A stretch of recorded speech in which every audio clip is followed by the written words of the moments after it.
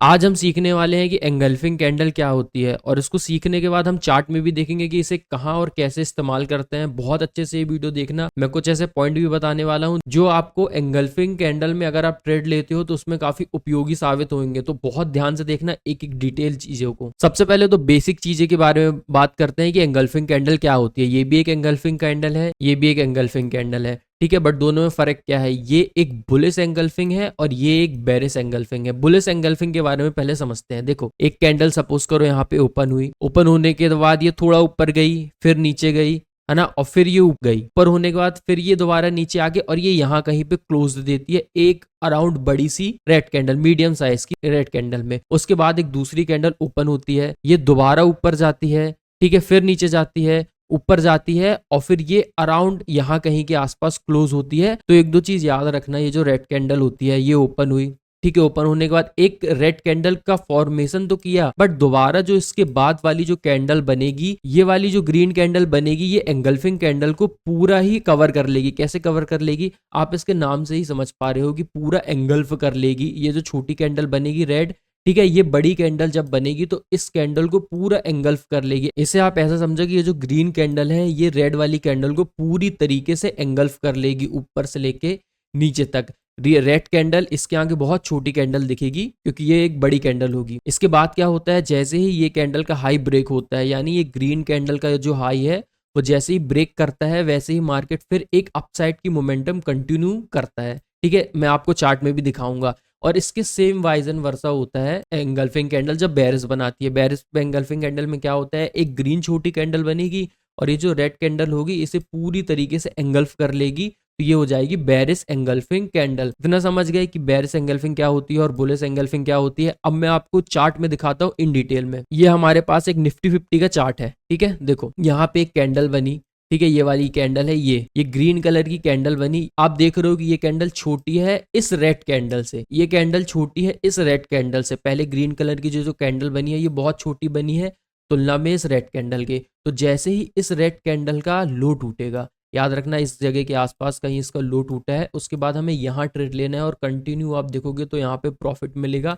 और आपको इसका एसएल रखना है इस रेड कैंडल के हाई पे, यहाँ पे इसका एसएल होगा, ठीक है। इस जगह के आसपास इसकी आप एंट्री लोगे और फिर यहाँ पे इसका कंटिन्यू बेसिस में 1:2 या कई मामलों में 1:3 भी आप टारगेट बुक कर सकते हो। यहाँ पे आप इसका टारगेट बुक करोगे। मैं आपको इसके और भी एग्जांपल दिखाता हूँ। अब आप यहाँ पे देखोगे ये जो रेड कैंडल बनी है ये एक छोटी कैंडल है, और फिर एक ये एंगल्फिंग कैंडल बनी है इससे बड़ी। ग्रीन कलर की ये जो कैंडल बनी है ये रेड कैंडल को पूरी तरीके से कवर कर लेगी। कवर करने के बाद यहाँ पे इसका हाई ब्रेक हुआ और यहाँ कहीं के आसपास आप लोगे एंट्री। आपका एसएल क्या होगा? यहाँ पे होगा इसका एसएल इस ग्रीन कैंडल के लो पे। ऑल्दो इसका एसएल जो है वो थोड़ी बड़ा है, बट इतना एसएल आपको रखना ही पड़ेगा।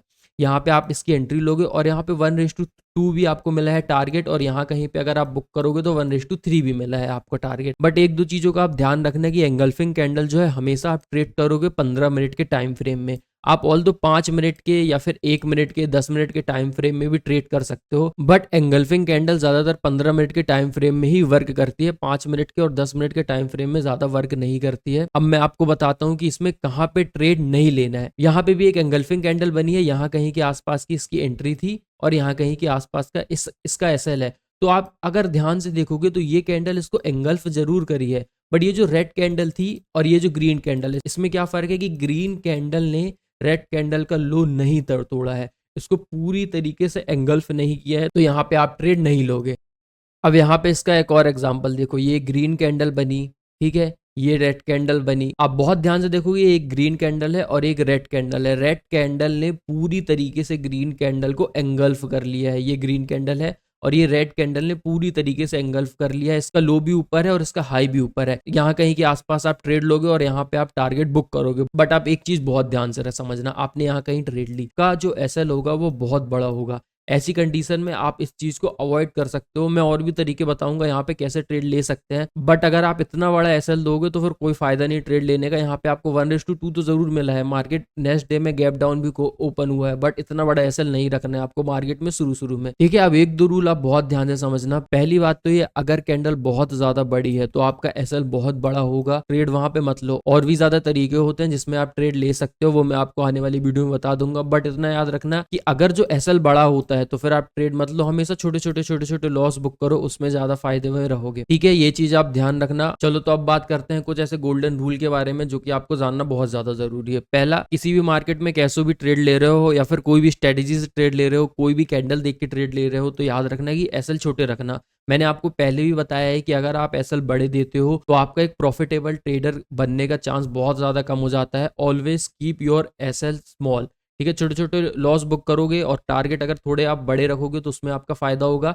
इनकेस कई बार अगर आपको टारगेट नहीं भी मिलता है तो ऑलवेज याद रखना कि एसएल है वो छोटा रखना। फॉलो ट्रेंड, हमेशा याद रखना कि मार्केट से फाइट करने का कोई फायदा नहीं है। अगर मार्केट बेरिश हो रहा है तो वहां पे आप एक एसएल दे दो या फिर एक बेरिश ट्रेड ले लो, वो ज्यादा फायदेमंद है, ना कि आप एक बुलिश ट्रेड लो। अगर आपको एंगल्फिक कैंडल मिलती है उसके बावजूद मार्केट बेरिश है और अगर आप बुलिश ट्रेड ले रहे हो तो याद रखना वहां पे भी चांसेस ज्यादा रहेंगे कि आपका एसएल हिट हो जाए। तो याद रखना फॉलो योर ट्रेंड, तो हमेशा फॉलो योर ट्रेंड। और एक बात, कोई भी स्ट्रेटेजी हो हमेशा 60 to 70% टाइम ही वर्क करती है।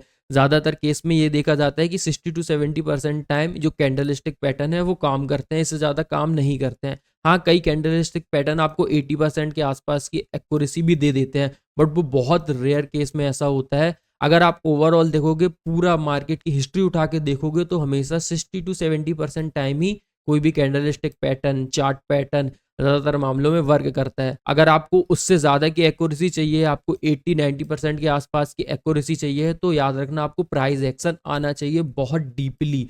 डीपली मैं क्यों बोल रहा हूँ यार, बहुत से लोग ऐसे हैं जिनको प्राइस एक्शन आता तो जरूर है बट उतना डीपली नहीं आता है, इतनी ज्यादा एक्यूरेसी के साथ वो ट्रेड नहीं कर पाते हैं। या तो 60 to 70% या 70 to 80% इसी रेंज में ही ट्रेड लेते हैं, 70 to 80% के आसपास की। बट अगर आप अपना रिस्क एंड रिवॉर्ड रेशो बेहतर रखोगे तो यहाँ से भी आप एक प्रॉफिटेबल ट्रेडर बन सकते हो। तो याद रखना एसएल हमेशा छोटे रखना, फॉलो योर ट्रेंड, और ऑलवेज याद रखना कि चाहे कोई भी स्ट्रेटेजी और 70% के आसपास ही वर्क करती है, इससे ज्यादा वर्क नहीं करती है, तो हमेशा सीखने पर ध्यान देना एनी हाउ। तो अभी के लिए इतना ही, हम मिलते हैं किसी और वीडियो में।